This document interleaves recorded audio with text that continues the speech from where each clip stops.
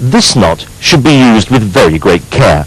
It involves tying 2 throws of the same type of knot and then snugging it down until the correct tension has been achieved. And then, for security, tie a classic reef knot on top of it.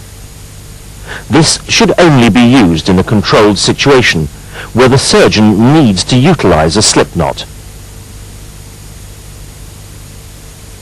Once again, in slow motion, you see 2 of the same throws being cast, using the index finger and snugging that down.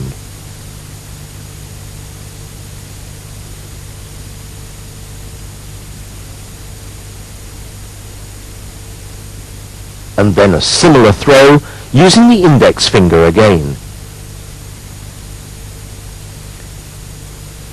Once these 2 throws have been cast, push them down into position using the index finger, tightening to the correct tension. A reef knot should be tied afterwards for security. It is absolutely essential that a formal reef knot is tied, otherwise the slip knot will slip and become insecure.